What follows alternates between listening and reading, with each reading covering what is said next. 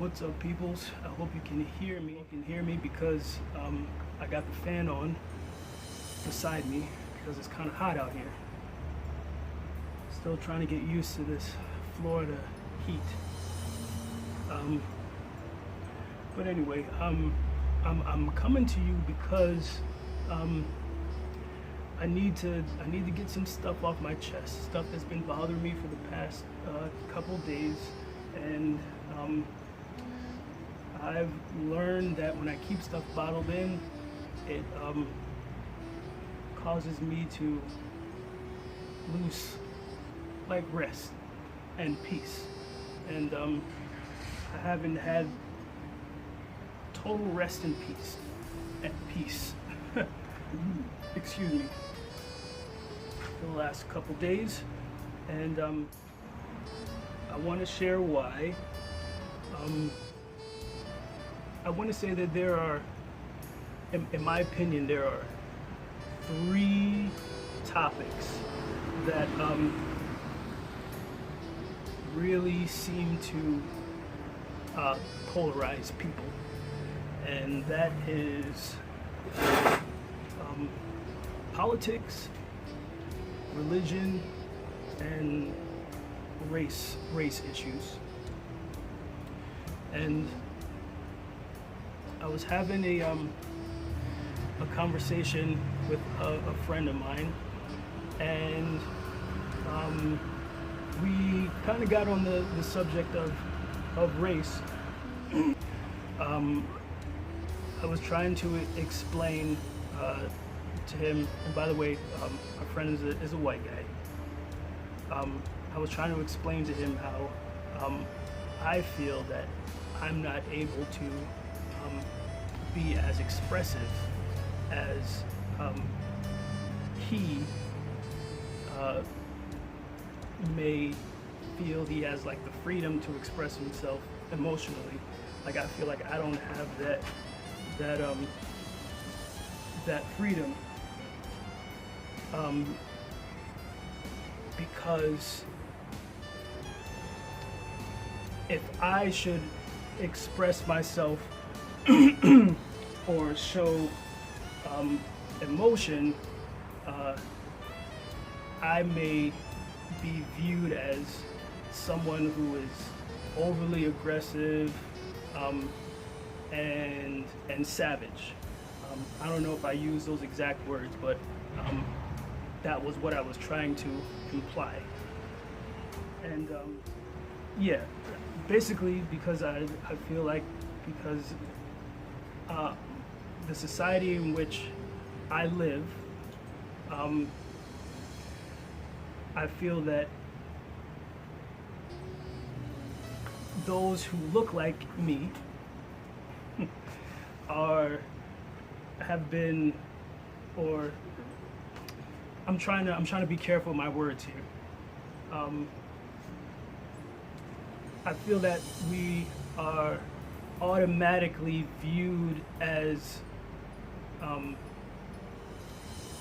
innately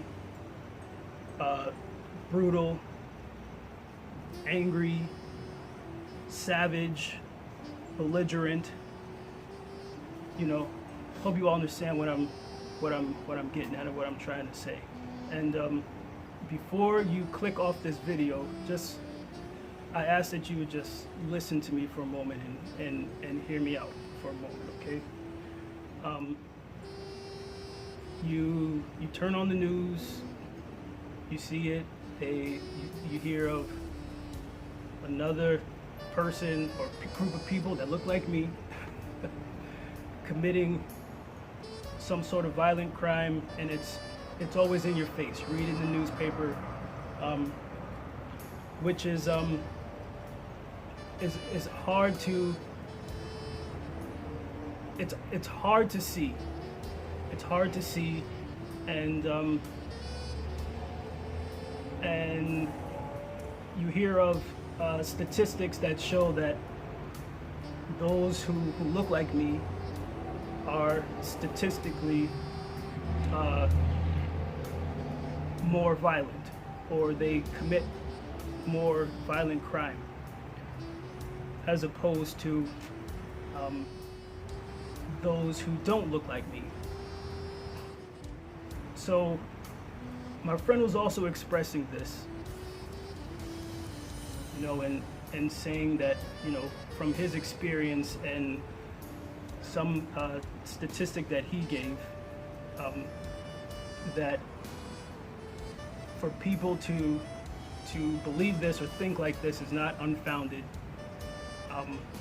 because the numbers say so. Basically, that's what he was getting at. But just the numbers that he was giving to me didn't sit well with me. Like I couldn't just like accept it as just like gospel truth, because it didn't seem right, didn't sound right. And I had to do my own sort of reading and research just to see. And I will say that there was some truth to what he was saying, but it didn't put into consideration like so many different factors, I believe he gave the number 70%. 70% of violent crime is committed by non-whites. I don't know if that number if it's really that high, but I can understand why wherever he got his source of information from, I can understand why the numbers are magnified to that degree. Let me just try to quickly read something to you all. This is sort of a blog post that I found. It says, African Americans commit the majority of violent crimes, and this is in quotes. This first sentence is in quotes. African Americans commit the majority of violent crimes, making them more likely to be killed by police, right? They say more and more frequently, I'm seeing posts and comments citing that the reasons blacks are killed by police at higher rates than whites is because blacks are more likely to be involved in violent crimes and murder. And this is someone else's blog post. These aren't my own words. So this person goes on to say, I did some research, and here are my findings. And they have some sources below. And I'll post this where I got this. I'll post it in the video in the description section, so you guys, if you want to read it yourself, you can go ahead. It says, for violent crimes, it's not accurate that blacks are the majority. Blacks have committed 37% and whites have committed 58%. In terms of murder, though, in murder, it is true that blacks commit 52% of murders based on data from 2018, okay, where whites committed 43% of murder. So according to the 2018 data, blacks were, the numbers show that blacks committed the most murders. These numbers are alarming based on the demographic makeup of America, being 72% white and about 13% black. Now, stopping here, it would be easy to draw a conclusion that blacks are inherently more violent. And again, here's another quote. It's not racist, it's just statistics. What often doesn't get mentioned in these arguments, though, is that the reasons for blacks committing the majority of the murders is not because of race. Research suggests that the differences in these percentages is due more to inequality and poverty rates. I don't think it's a stretch to conclude that poverty correlates to higher rates of crime, interactions with police, and police brutality, and thus blacks being 2.5 times more likely to be killed by a cop. what I feel is the most important takeaway here is that race isn't the main factor in these statistics. The main factors are poverty and inequality. America has systems that over the last few hundred years have placed blacks and minorities in poverty, with more systems on top of that which make it harder to escape poverty. Thus, minorities do commit more violent crimes and murders, but not because of their minority status, right? It's because minorities are overwhelmingly more likely to live in poverty. Race isn't the issue. Inequality, poverty, and lack of opportunity are.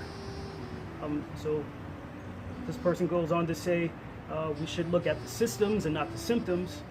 The systems give blacks and minorities in poverty less access to things like well-funded schools, stable economics, good jobs, stable housing, lower interest loans, extracurricular activities, quality health care, affordable health insurance, positive role models, proper legal representation, stable families, many, many more issues.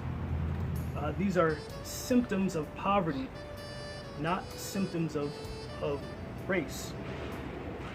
So yes, crime rates will be higher in areas and people affected by the systems that make it so hard to break the poverty cycle. Due to the systems, blacks and minorities are more likely to be in poverty, resulting in more crime. So now,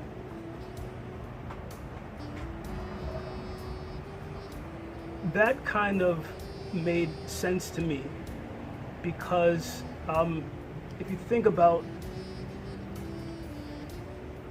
human nature when a group of people are put in a situation where there's limited resources, say the reaction to that is to become violent. Perfect example was last year when sort of like at the beginning of the pestilence, and you were hard pressed to find some paper towels in the supermarket.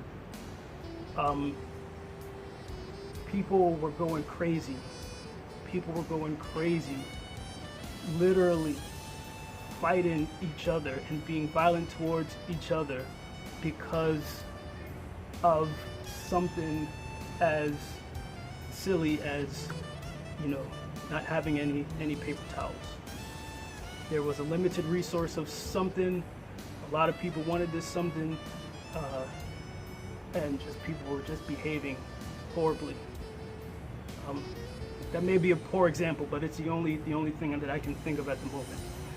So yeah, I just think that so many different factors need to be understood in order to understand why our society thinks of a group of people in a certain way, or views them a certain way. Now, my friend, I don't want to give off the impression, that my friend is in any way a racist, because no, he's not. If he was a racist, he wouldn't consider me a friend and a brother. And if I were racist, I wouldn't consider him a friend or a brother. But that's not the case. I think just our perspective of things and the way that we look at the world has been shaped by both our individual experiences and just the narrative that's pushed by our society. Again, by the media, by the media and statistical analysis, I guess. Now, it still doesn't feel good though that this is the reality of the world that we live in. That when someone looks at me or my brother, my actual blood brother, by the way, I'm speaking of now, that they'll automatically make a judgment about us just based off of things that, I feel and I know are just being perpetuated by our society. Like when you turn on the news, the majority of the reports are just someone else got shot or was a victim of a violent crime, and the perpetrator happens to be somebody that looks like me.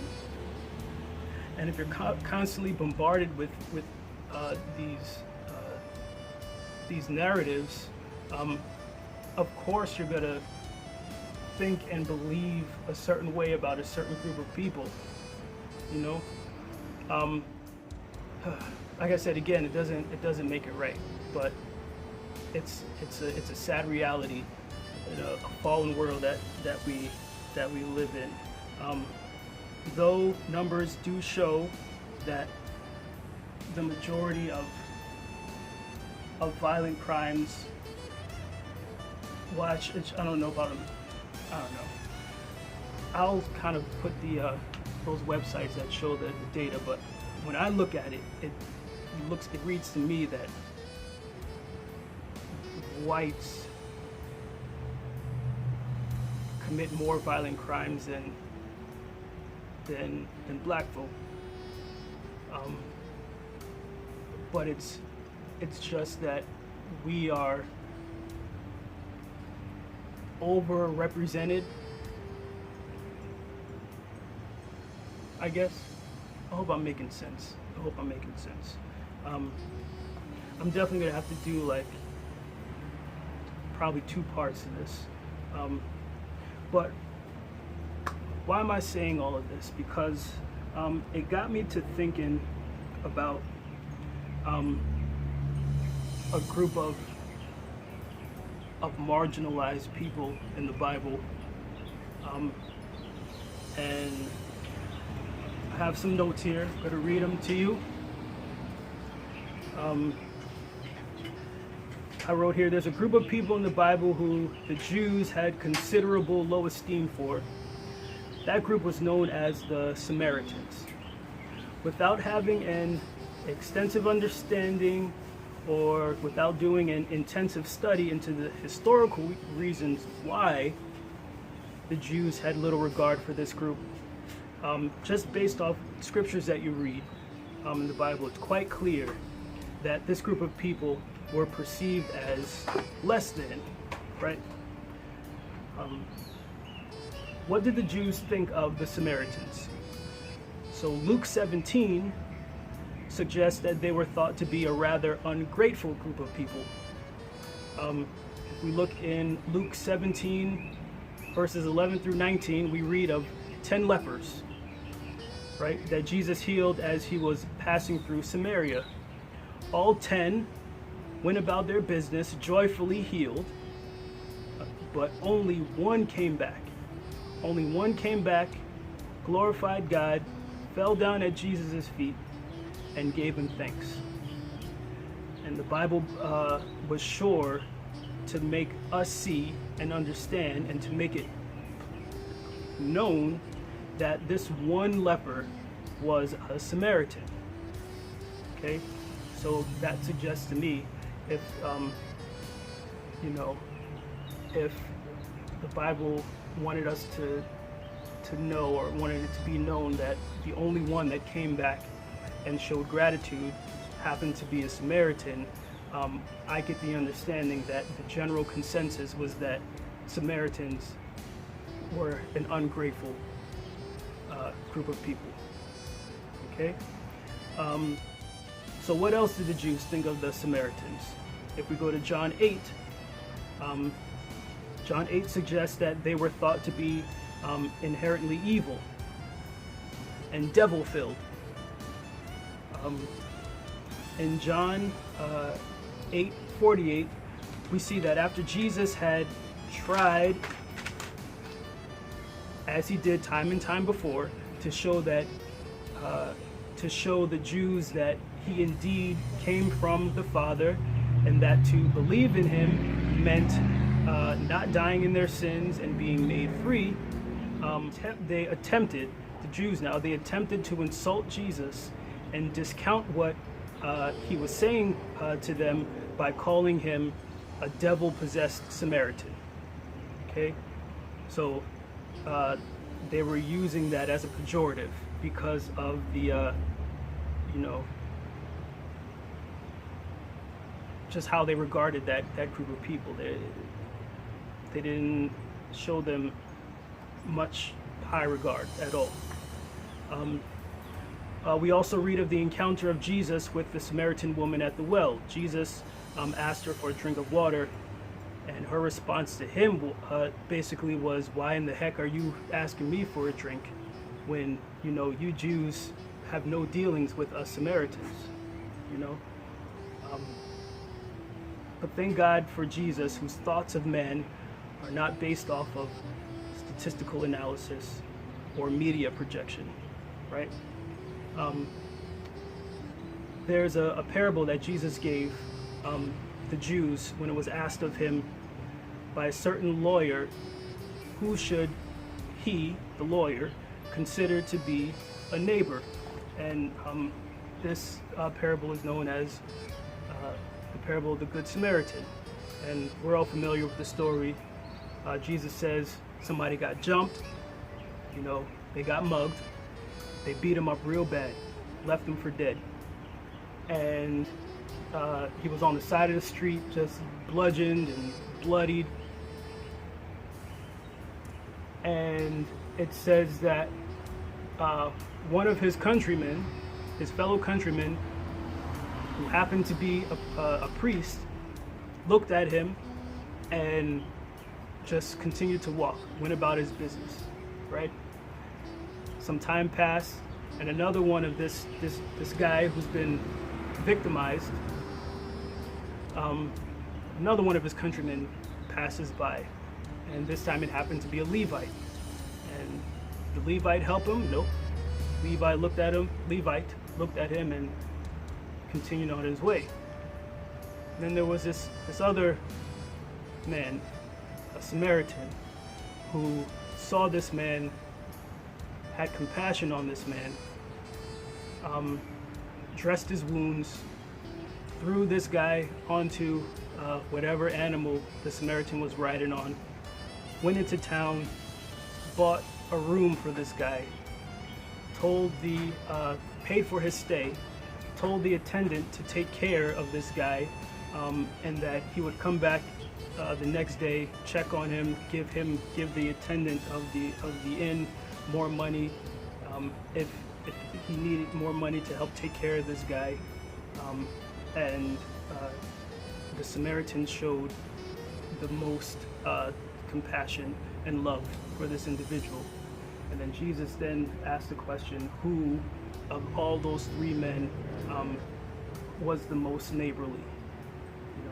And of course, the lawyer and the Jews said that of course it was the Samaritan that was the most neighborly. And Jesus said, well, you go ahead and you do the same.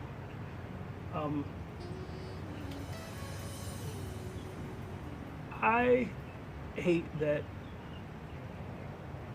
Okay, hold on, guys. I gotta clean up some stuff in my phone because I'm running out of space. So I'll be right back. Hold on. Yeah. So in the conversation with my friend, I was trying to express to him that I hate that I feel like basically like I have to walk on eggshells in this life so as not to come off as threatening, to those who don't look like me. I was telling him that sorry about that, that I admittedly tend to overcompensate for this by being overly conscious of how I speak with my white friends or white coworkers. I do something known as code switching a lot, where I make myself sound, for lack of a better phrase, more white, so as not to be looked at as ignorant or less educated. I tend to be overly jovial, overly smiley,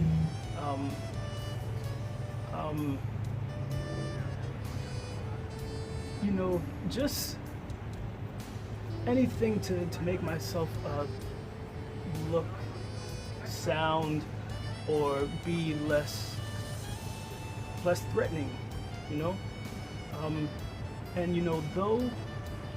though I believe that a lot of these things are just part of my personality to begin with, there are times that I spread it on real thick, because I don't want to be viewed as one of those people, and I hate that I have this thinking, and I hate that I have this mentality, and I hate that I view the world in this way. I hate it. I hate that about myself.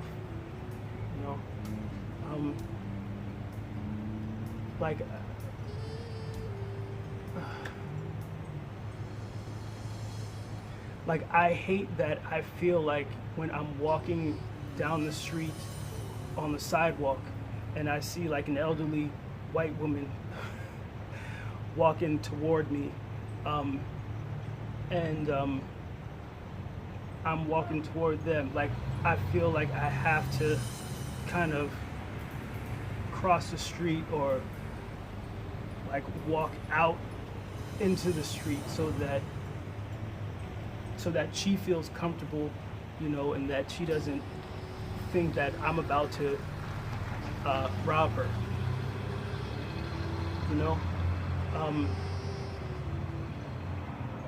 I hate that. I hate that so much.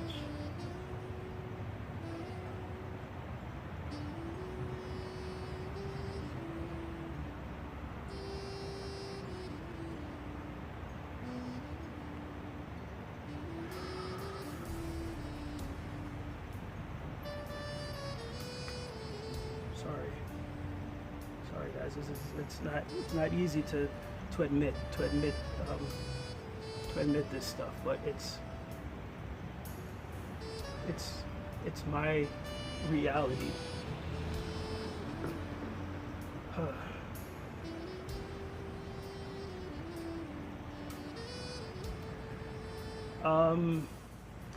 So I guess what I'm getting at is, I'm glad that I'm a child of God, and that when the Lord looks at me, and He looks at me for me, and that He knows my heart, and that He doesn't judge me like I judge other people, because I don't want this to seem like, this is just how white folk view me. This is like a two-way street here, because it's how I view the world too. I just hate that we live in a world where there are some people who look at others either more inferior or more superior than themselves. Hate that. And God is no respect of persons.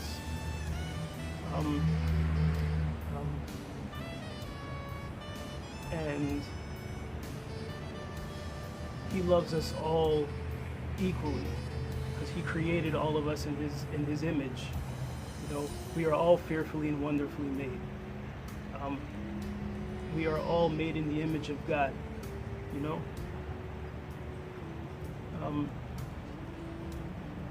When the Lord looks at my black skin, he sees beauty. He doesn't see somebody who's brutal, or someone who's savage, or someone who's a thug, or someone who's a thief, or, you know, someone who's violent.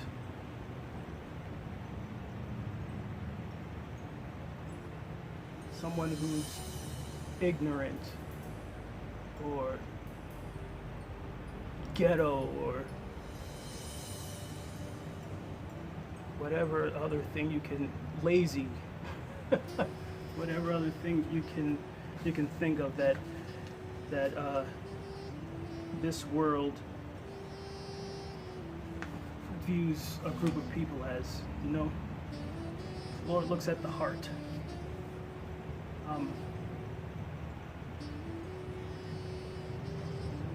When everyone else sees only the worst in you, he sees the best thing about you. You know, like when I look at one of my white friends, or an Asian friend, or Latino friend of mine, like, I don't want to like disregard any of them because of some stupid or ignorant preconceived notion that I may have of them. But, you know, I want to see them for them. You know, I want to be able to look at my friends the way the Lord sees my friends. You know, I want my friends to be able to look at me the way the Lord sees me. You know, so I don't know. There's so much more. There's a lot, and I'm trying to express as much as I can. You know, believe it or not, that was a part of the reason why I took down one of my last videos. You remember that clown video? Because I didn't want to be looked at or thought of as just another one of those savage people, you know, who are always aggressive and violent and have bad attitudes, you know. So yes, I just pray that you all would just pray for me, that my thinking won't be conformed to this world, that my thinking won't be conformed to the ways that the world thinks of groups and individuals and things like that, but that it would be transformed by the renewing of my mind. And that renewing that only comes with, you know, it comes with knowing Jesus Christ. Yeah, because at the end of the day, what really matters is what the Lord thinks of us, you know, and not what man thinks of us. Because man will always look at the outer appearance, but God always looks at the heart. He always looks at the heart, and that's really all that matters. And I always have to remind myself that this world is not my home. This isn't my home. This is only a temporary dwelling place for me. My home is in heaven with Him, you know, where everyone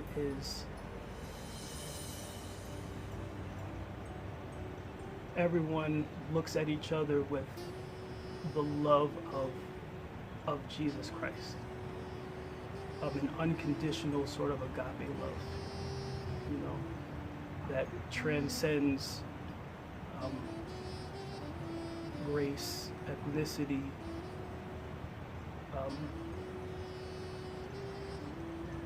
culture, socioeconomic status, or whatever. These are all earthly categories and boxes, you know. But if you are a believer, like I'm a believer, we are not of this world. We live in this world, but we are not of this world. We are not. So, yeah. Again, I was just kind of expressing the conversation that I was having with a friend. This person is still my friend. Like, nothing, I mean, unless we have some sort of disagreement or dispute, then we may not we may not like each other for a minute, but but you know, that's human nature. You know, there are times where you'll have an argument, you'll have a dispute, you won't like someone for a minute, but then you get over it and you come back together, because it's like family members fight. You know, family members have disagreements and arguments, but family members, or I should say, they shouldn't cast each other away. You know, so I love everyone, and yeah, I mean it. I'm just trying to express my heart the best way I know how. So I hope you all stuck around and you understand where I'm coming from. All right? Yeah. So just want to say that my name is Jamel Hassan Hayes. I am a child of God. I am fearfully and wonderfully made by God. I am a human being. I am a man. God bless you all. Love you. Peace.